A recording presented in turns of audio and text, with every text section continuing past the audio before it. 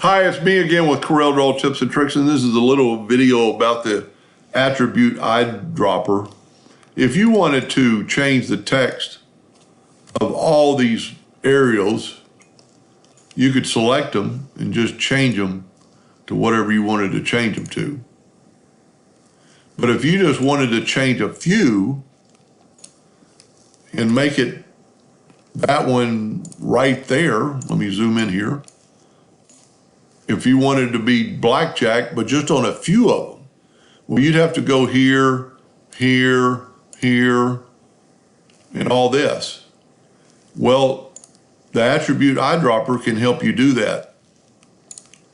If you'll grab the attribute eyedropper, it's right below the color eyedropper, and click on that text, and then go, I want that font to be like that, I want that font to be like that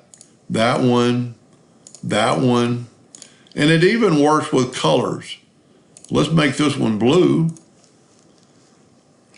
Let's get the attribute eyedropper, and let's click on that blue one.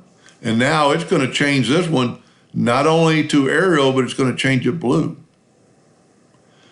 It's a pretty cool tool. I mean, it'll do a lot. So give it a try sometime. Hope that helped a little bit. Thank you for watching.